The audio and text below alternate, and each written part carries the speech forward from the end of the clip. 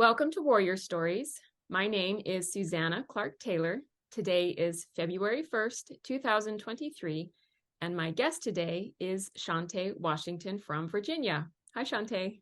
Hello, Susanna. How are you doing? I'm doing well, thank you. Thank you so much for having me on here. I'm excited. Oh, my goodness, I'm really excited to have you. So I always like to share how I know my guests. And Shontya, you and I met only a couple of months ago on the side of a cross-country course because both of our middle schoolers were on the same cross-country team. That's right. We just started chit-chatting as parents do, and soon discovered that we have so much in common, that we're both parents of children with disabilities, that we have engaged in a ton of advocacy work in that space. And it was kind of one of those moments where I felt like, and maybe you felt the same way, I felt like, why don't I already know this person? Right, exactly. He's in the same town, our kids go to the same school. Exactly. So we had that immediate connection, and that was really great. Yes, very grateful for that. Yeah, I am too, sincerely. Shontya, I'm hoping that you will share with us a little bit about the day that changed your life forever, because for a lot of parents of children with disabilities, we have that line of demarcation. Mm-hmm. Our lives before, we knew that they would be different than we expected, and then our lives after. And for me personally, there was a specific day that everything changed for me. But for some parents, it's a series of events rather than just one event. So I'm just hoping that you'll share with us what your experience was like. Yeah, absolutely. So I would say mine's more so of a series of different events that happened. One is the day that my precious Braxton came into the world. He was 2 months early. He had to go to NICU. He was already 4 pounds and 8 ounces. So he was already a big boy for 32 weeks. But that's when everything kind of changed. I had been put in the hospital right before then. And yeah, things just kind of changed from that point. And then the next point, so with him being a preemie, he had to get like Synagis shots and different things like that to go into the season for RSV and all of those type of things. Mm-hmm. And so he also had to do a preemie clinic, which it's optional, I guess, but we went through it just to make sure that we were doing things developmentally to see that he would develop the same way. And during one of those meetings, we walked into this room. There was a computer. It was a dark room, but it was a computer over to the side, and it had all of these lines kind of like going. It was a screensaver, right? Screensaver's going. And he turned and he looked at that, and he was just fixated. Like he could not move his eyes from it, essentially. And the nurse said something that was just odd to me at that point, that was like, oh, well, he seems like he's too engaged there. And I was like, well, that's an odd statement, like, Right. I don't know. Okay. But, we kind of chalked that off. Mm-hmm. Then as he started developing, I have 3 kids. So I have a older one who's 2 years older than him. And then he has a younger sister that's 2 years younger than him. So I think it was maybe around, I'm going to say somewhere between the 6 to 8 month mark of things. He was already in a place where he was kind of, like sitting up and doing things. And he was a very, very alert baby from the beginning. Mm-hmm. And then around that time period, we would call his name and he stopped responding. Mm-hmm. He would no longer look at us. It was like he was ignoring us. It was just kind of like, okay, he's so engaged with what it is that he's doing that he's not responding anymore. And then we were like, okay, is his hearing okay? What's going on? Mm-hmm. So then there was that. And then, his hearing was fine. We took him for testing for hearing. And then one night, yeah, it has to have been, I can't remember how old exactly he was, but it was a late night. I'm sitting there in the dark and I'm watching TV. And I mean, it was like crazy hour to be watching the television, but I was. And this whole documentary on autism came up. Mm. And it started talking about how, the fixation on things, the spinning, always making things spin, like he had an obsession with, if there was a wheel, he was going to spin it. His favorite item as he started, developing was a windmill. Like he could find a windmill no matter where we were. We could be in a desert. He'd say, oh, there's the windmill. And we'd like, okay, where is it? So he was just obsessed with things that were kind of worrying. Right. And so yeah, that night I sat there and it had never dawned on me that that could be an option. And like tears are running down my face. My husband was asleep and I was like, that's it. Like that's what it is. And so we started taking him, to different child finds and things like that to try to, get it clarified.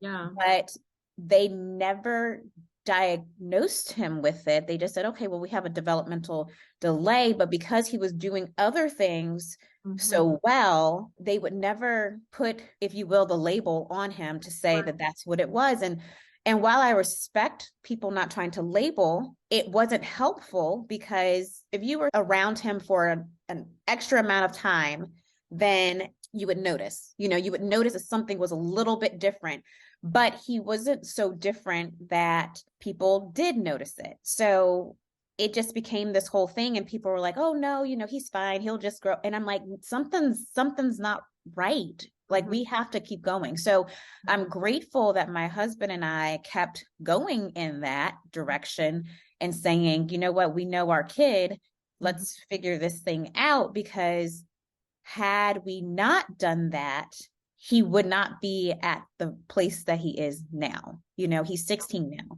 And that wouldn't have happened because we would have just chalked it off as something different. He wouldn't be as engaged with us and others as he is. He finally was diagnosed fully. He was in elementary school before they actually gave him any kind of labeling to it. Yeah. But we just kept pushing, and we kept doing things and kind of on our own, doing things to make sure that we were following the steps, if you will, of how to interact with him before they even gave it to us. So, and there's a couple of thoughts there. One, I just want to acknowledge and empathize with that experience you had up late watching TV and having information that you hadn't been looking for fall into your lap, and just know in your bones. And that dawning realization, those moments are so sobering, and they can be enlightening,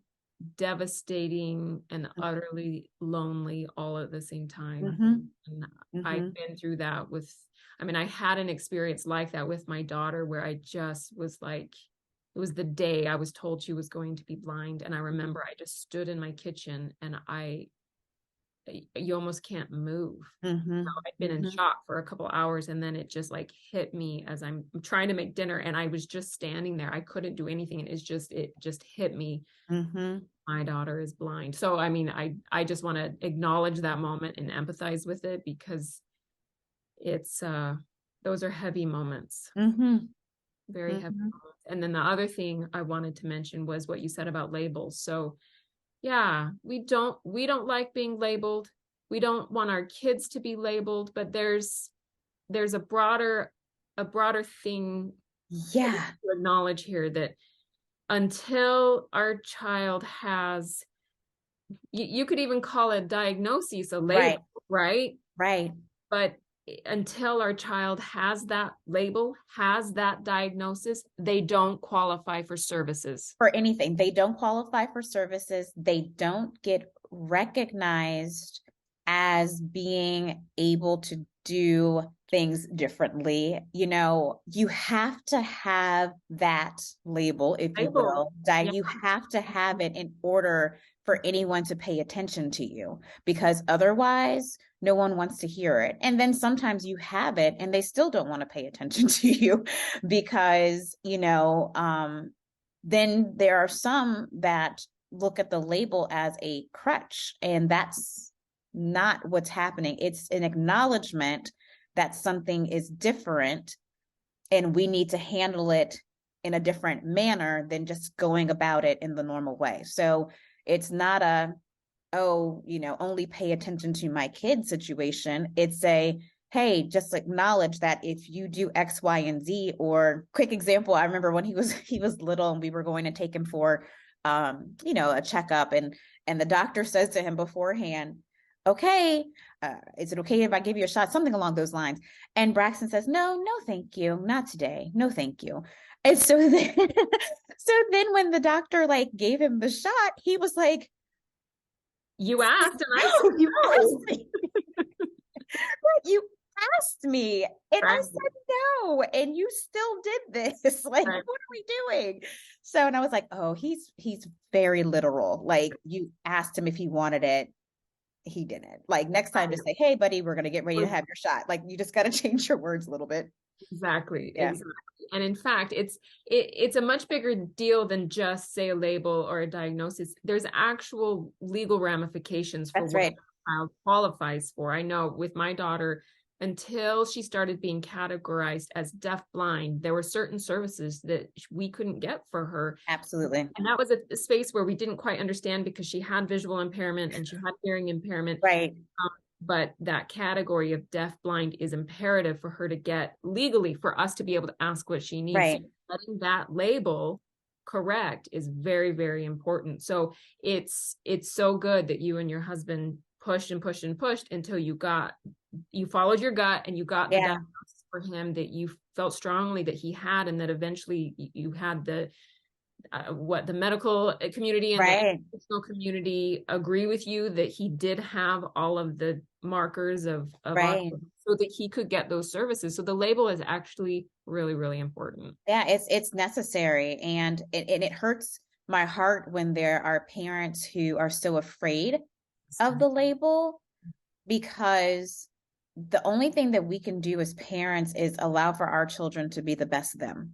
Right. And the only way that they can be the best them when they have differing abilities is to make sure that people can acknowledge that and then embrace whatever that is and give them the best, chance. But when you don't have that, like you said, that backing you, you miss out on so much. And then sometimes you get to a place where it could be too late because they might age out of something and you can't go back. So it's better to move forward and progress inside of that domain of label instead of just, pretending that it's not there. Exactly. And it's up to the rest of us and the rest of society. Absolutely. Stop looking at labels as That's right. Right. Because guess what? We can label everything, right? We walk around in a label every day. I mean, the fact that we choose to only look at something as normal or not is a whole nother. It's a social construct. We've got to change the way that we think so that absolutely labels don't mean anything negative. That's right. Just a category that helps people get what they need. That's right. That's right. Yep, exactly. Okay, so something that I learned about you the other day when we were chatting is that you have gotten involved and served in local politics. And I wanted you to share a little bit about that before we kind of move into some other things. So tell us about your experiences and your motivation for getting involved in local politics. Okay, so that is a conundrum.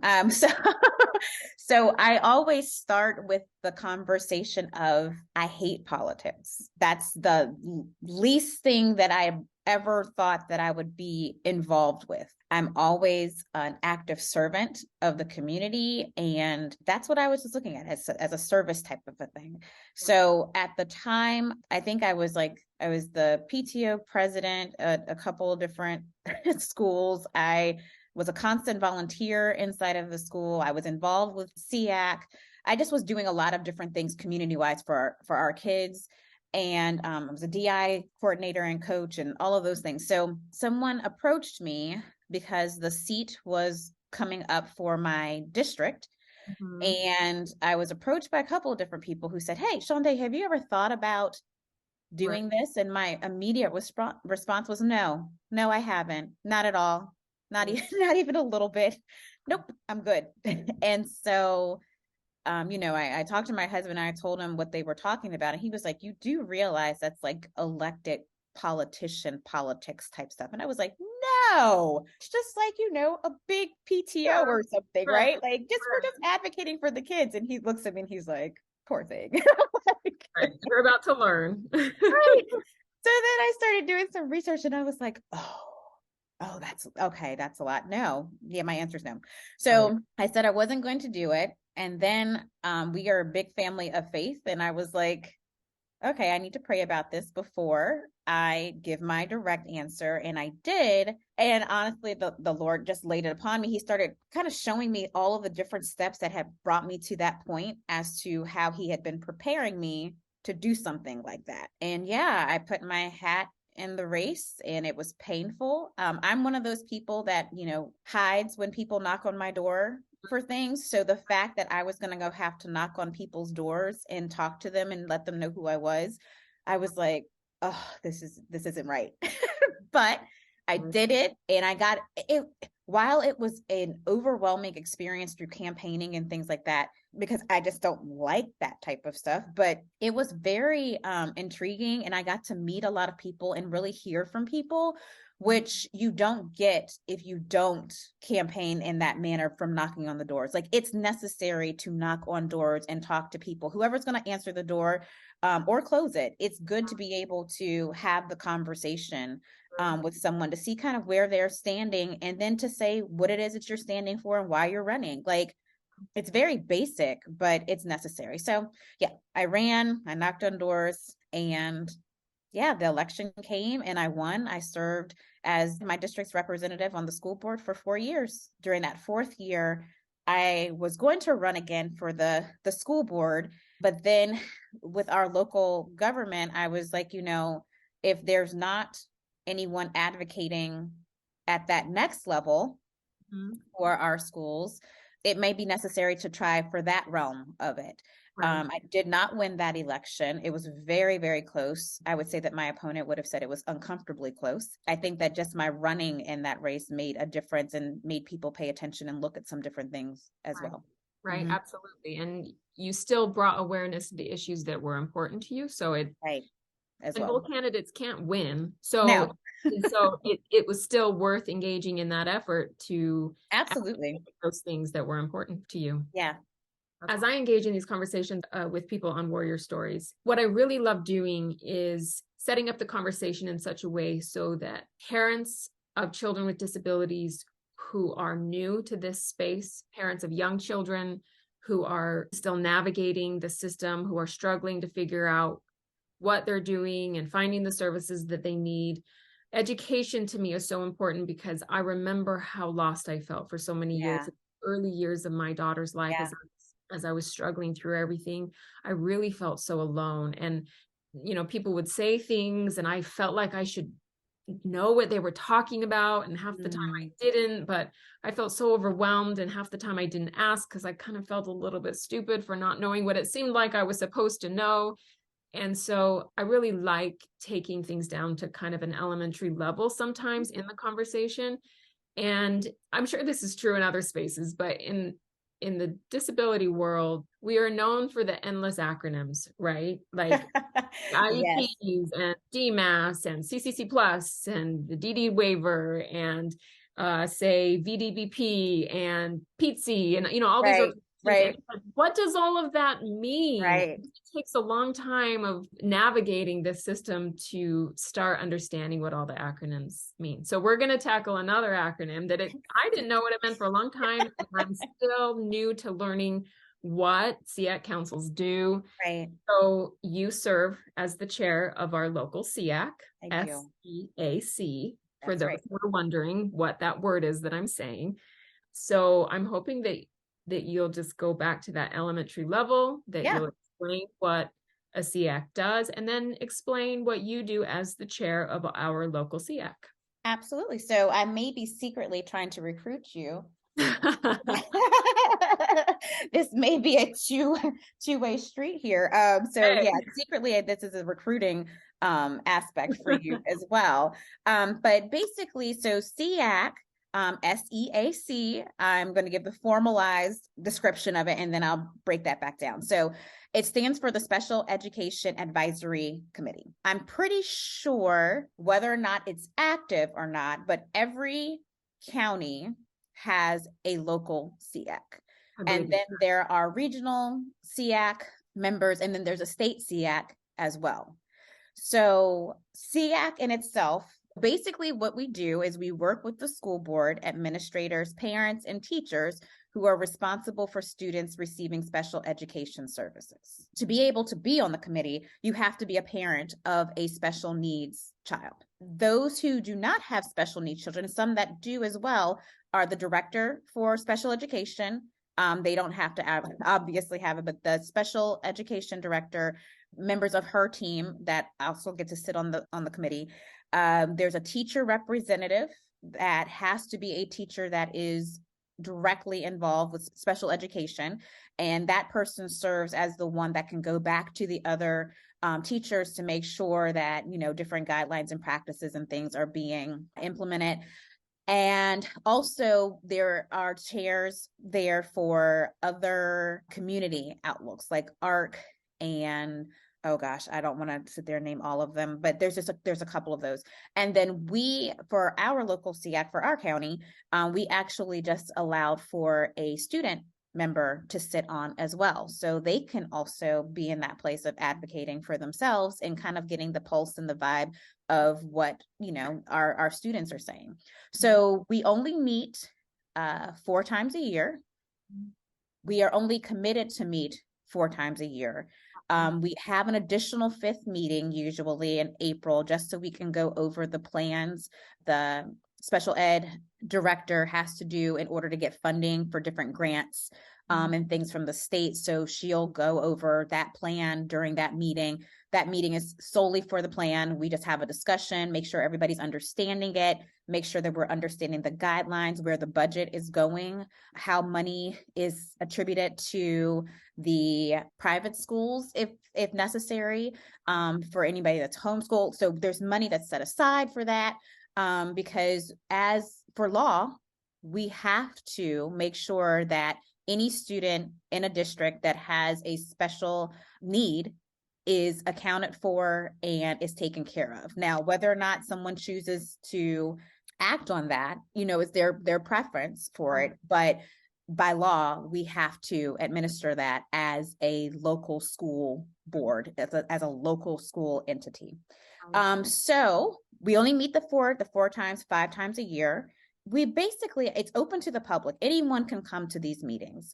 Anyone that's interested can come and bring any issue forward or just kind of hear what's going on. But basically, we meet during those times. We all come together and we try to, as a SEAC, our main goal is to try to inform people and navigate around the different barriers that are kind of put on us from not being, teachers. We can't go directly into the school and say, hey, we're talking to your kids. We have no idea who falls under. We have no information about that. Only thing that we can do is make sure that we're just kind of giving information, making sure the schools have it to give out. So, I was going to say one other thing. We also have a member that sits on, that is our Parent Resource Center, which is a wonderful, wonderful portion to have. And I was going to say too, what her role was inside of there. So the services that are provided from the Resource Center is support for families of children with special needs. They offer lending libraries of books, videos on topics relating to disabilities and special education. They serve as an information and referral source for parents, educators, and the community about services within the community. And they offer information sessions on disability-related topics for family and staff throughout the year. So just trying to make sure that people have the information, because I think you and I were saying this too, like when you are put into this situation and blessed to be a parent of a special needs child, to say a water hose is being thrown at you is a whole nother ballgame. There's way too much information and we have no idea where to start. And so our job as a SEAC is kind of like, hey, we were in that place. And a lot of times getting onto the SEAC is a place where you get some of that information too, because the discussions that we have, in regards to what's going on at a particular school or what's going on with our own individual children, it sparks up conversation and discussion for us to say, oh, wait, we should probably look at that. Or wait, some other parents may not know about that. How do we make sure that we get that information to the parents? And then our job is also to make sure that our special education department is acknowledging and hearing from parents and the students. So if there's something that we think needs to be, worked on, then we say, hey, I noticed, that this happens here. What policies or whatever is already established to make sure that these things are implemented, to make sure that you guys are doing this. We also have a big love fest over, hey, this is going really, really well.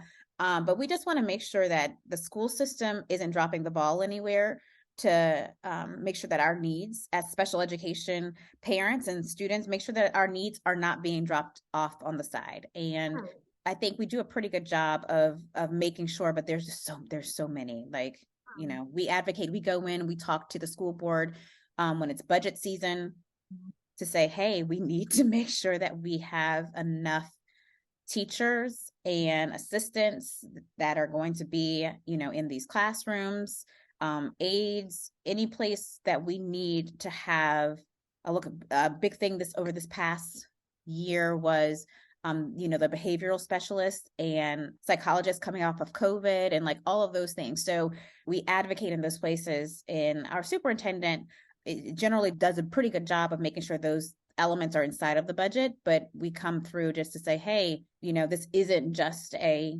line item that is getting put in here, but it's something that we are actually needing and recognizing as a group. Right. That's awesome. So it sounds to me like it's a place where, again, I always refer in my own mind back to my own experiences, how overwhelmed I felt and how lost I felt and how alone I felt. I feel like if I had understood better when Isabel was young, the resource, the support that I could have gained by turning to my local SEAC and saying, hey, this is my situation, I need help, I would have been in contact. You know what I mean? Like I would have reached out to my local SEAC, and we lived in a different county when she was younger. And I remember somebody actually reached out to me and asked if I wanted to be involved, and I didn't understand what it was. And I said no, because I thought it would take a whole bunch of my time, and I had no time or mental bandwidth to offer anybody else. And I just thought, no, that's for people that have all of their stuff. I'm way too overwhelmed. My impression was it was a place for me to give more rather than a place where I could go and receive the services that I need. Because when my daughter was young, I didn't have anything to give other people. It was just too overwhelming. Yeah, it's too much.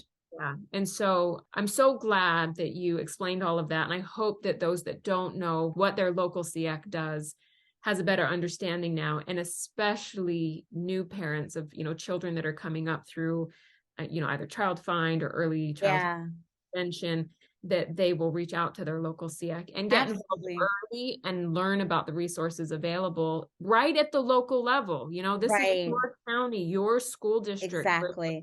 And we're looking for that. Like, all of us that are on the board, I mean, obviously we all have kids that we have to do things for, and the county does a good job of trying to make sure that we aren't overwhelmed with a lot of different things. But I think that, depending upon the board, I can speak for my board right now, or our committee, we want to make sure that people are getting the information. So we almost feel underutilized, right? Because like I said, we can't go in and sit at anybody's IEP meeting. We can't do those things, nor should we, but equipping someone ahead of time to say, hey, this is what you can and cannot do. And these are the things that should happen and by law will happen if you say it, like those little things are necessary for parents to hear and to be able to use when they go into their meetings. And we just want to get people the information so they know how to, again, it's about self-advocacy, right? It's about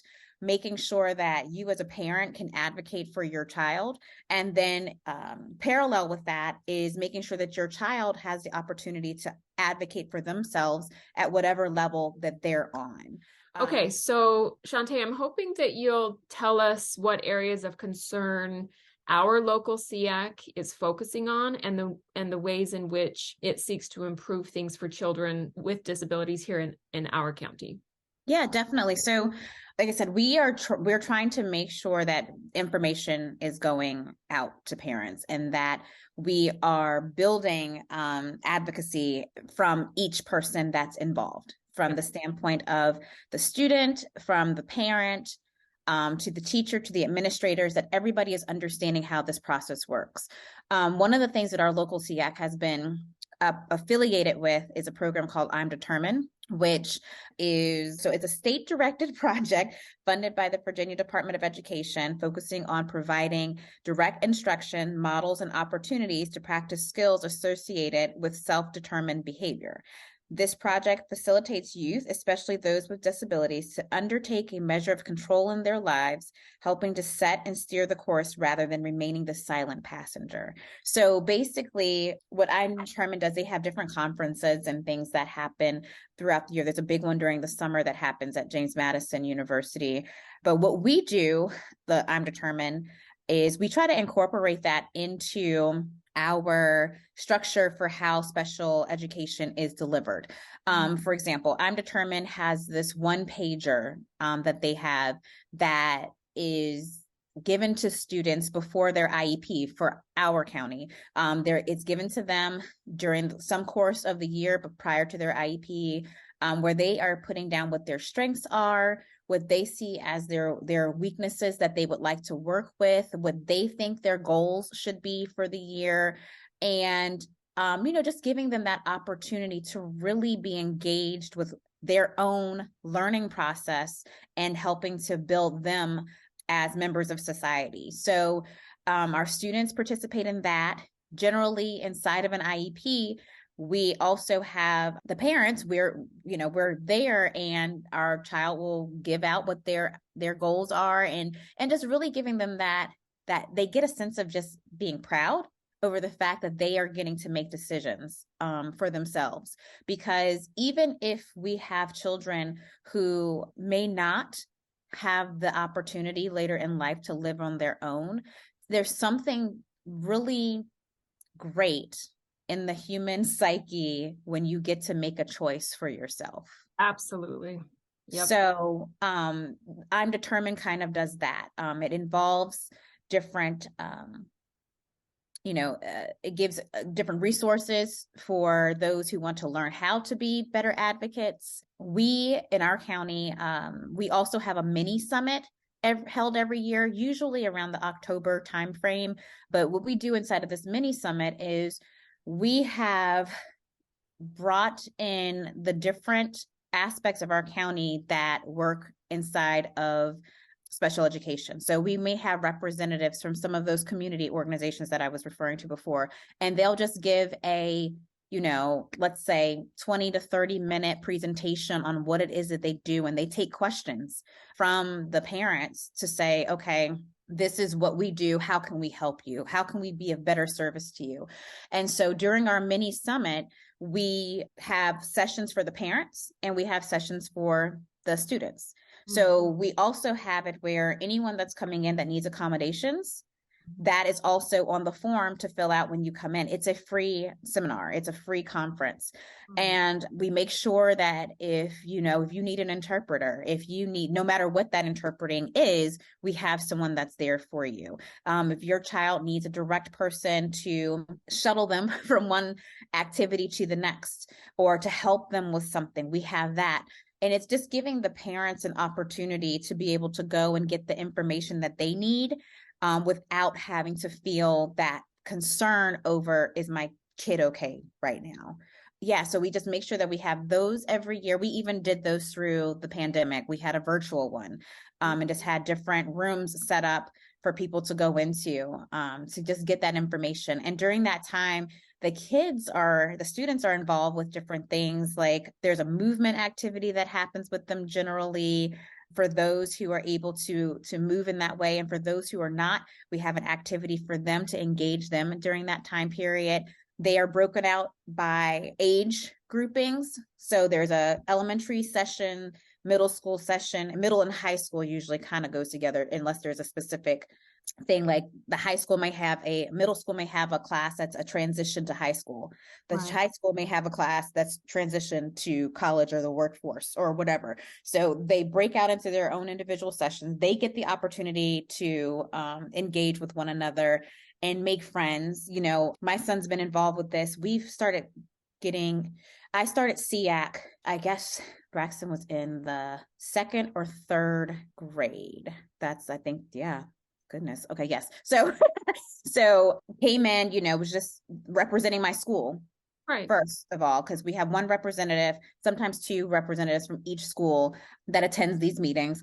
And then it just kind of went through. But since he's been going to these summits, he looks forward to them, Right. like he's excited that he's able to go and see some people that, go to different schools and he may not see them during the school year. So he likes to engage inside of it. He was all kinds of excited this year because they did a video and AV type of activity where he got to be on the computer, and that's his go-to. Right. So, it really is a happy time. And at the end of that event, depending upon how many students have signed up and then how many actually show up, there's a little trophy that goes to each of the schools for whoever wins the amount of people that's there. And that particular trophy was given, or we started that a few years ago. We had a community member who was of special needs, but attended every meeting. She worked for a particular company, and she came to every meeting and was so involved, and she passed away. And so we named it after her because she was a big hockey fan. So we have a cup named after her that goes to the schools, and it's just a fun event. It's just a fun event. But Earlier when you said how often are those summits, once a year? Once a year.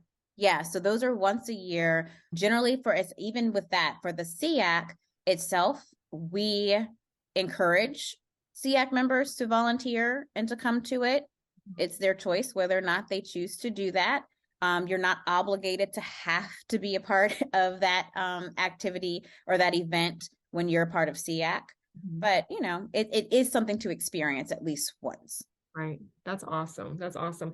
Yes, I wanted to follow up with what you said about giving all people, not just people with disabilities, but all people autonomy in their choices, giving them the opportunity to make. And like you said, there are lots of children with disabilities, when they grow up, they aren't able to live on their own.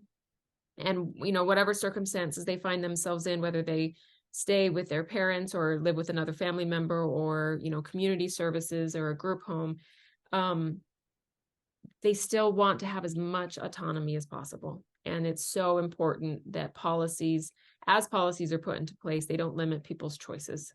That's right. Yeah. And we also try to make it a point because, we also have my household in itself. We have households where, all of their children are not special needs, right? And so we try to make sure that we encourage our siblings of children also to be advocates inside of that place. I know that my kids, my other two, they usually volunteer and help, during that event and just volunteer for it and be a buddy to somebody who may be a little, tentative about going to different places. So they just kind of buddy up with people. And that's one of the things I think that's so incredible, because a lot of times people don't recognize things until it's directly inside of their own lives. So our kids who do not have those type of differing abilities in that sense, they are learning lessons that a lot of adults never get. They never learn how to have empathy for someone, or they don't learn how to let someone get their full thought out if they, they stutter, or they're trying to get their mind to catch up with their mouth, or their mouth to catch up with their mind, or whatever, and our kids have that ability, and then they take that to school and they make sure that, other kids aren't being picked on, or they're making sure like, hey, let's give them a chance. Let's hear them out. So that's a skill, a soft skill that all of us have to have. And I know for at least the one pager that I was discussing, I mean, we can use that. Everybody can use that. We need to know how to do that. I mean, that's a question that comes on, interviews. Where do you find your strengths? Where do you find your weaknesses? How do you engage inside of that place? So being an advocate for those with special needs specifically is learning how to be an advocate for yourself too, and standing up for what's right. Absolutely. Absolutely. Shontya, I've learned so much about SEACs this evening. I did know what, the special education advisory committees were. I just have never taken the time to get involved. I'm involved in so many other spaces. Yeah. Kind of known that this really great thing was over here that I was not involved with. And I'm just really glad that you came and explained it, because I know, again, parents especially parents that are new to this space, it's really overwhelming, and it's hard to It know what is. everything is. And I hope that this serves as an education to those who need it about the value that CX offer to Yeah, local communities. And like you said, I'm pretty sure you're correct that every county has one or is supposed to have one. Whether or not they are operating, every county's different, but most right. counties have them. And I would suspect that all it would take in a county where perhaps the SEAC is not operating, all it would take is somebody saying, "Hey, I'm doing this. Let's get this up and running." Yeah, just that simple thing of, hey, I know that this is something we're supposed to have, so, why don't we go ahead and try to get one started? Right. And offer those services to other people in the county, the community Mhm. where you live. So that's awesome. So Shontya, just to close out, is there anything else that you would like to share about your experiences, or maybe even any advice for parents that are coming up in this space, or just any last tidbits of wisdom that you might want to share? I again, thank you for having me. I'm so excited that you that you asked. Like I said, I'm just so grateful that God brought us together. Standing in the cold winds, waiting for our children to finish a race. That's right. That's right. Very grateful for that, and being able to connect and be able to have these conversations. And I think that that's one of the things it takes is relationships mean something, and being able to relate to others and to find a place where you can have the conversations. And that can be the hard conversations, it could be the joyous conversations, it could be anything. But there's nothing new under the sun, and we were put on this earth to connect and to be able to have the different conversations, and to let us know that we're not all by ourselves inside of here. So if anything could happen is, one, parents, I encourage you that if you're not in a place where you are fully able to accept where your child is in that moment, I encourage you not to make it about yourself, and to make it about your child and what's going to make them their best them. And that's our job. So inside of that, it's being able to have the conversation with others to get whatever you can to be able to give to your child everything that they need. It's that place of making sure that your child feels like they are strong enough to make those decisions for themselves, and to give them a voice. Even if they don't have an audible voice, they have a voice. Absolutely. So we need to make sure that we do not let our school systems push that to the side. I mean, unfortunately, there are a lot of people, depending on what areas you live in, that don't think that our children that have differing abilities need to be interacting with anyone else. They don't. Why isn't that just private money that's given? I don't want my tax dollars to go to that. And that, unfortunately, it's a truth that there's a lot of people who feel that way. And we, not only because we have children with these differing abilities, but just as humans, we need to make sure that everyone is being accounted for and being heard, and is being understood for what they can do, and not just limited by what they cannot. Exactly. And as parents work through that initial grieving process, It's a real thing. accepting that their child is not going to be who they expected them to be, on the other side of that grief is this world that is so beautiful. It is. Like you said, it's about the individual and changing the way we as a society look at individuals who are different than whatever norm is in a person's brain, right? And so whatever the expectation is in a local community or in a broader community, that empathy, that's how I always say this, pretty much in every interview I say this, but I just feel it so strongly.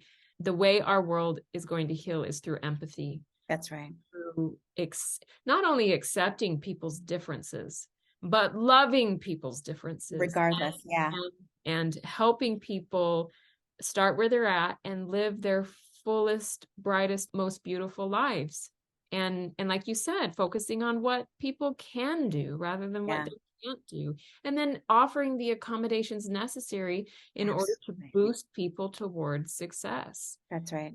it's like I said, it's a beautiful world. And I hope that as parents come up through this space and get through that grief, that they won't fear getting involved in the community and in your local SEAC and advocating and volunteering in any way that is helpful. Because Mhm. I think through those connections with other parents that have gone through similar experiences and then helping your children acclimate, I mean, that's how we heal, that's how we grow, and that's how we experience the joy that is so readily available in this.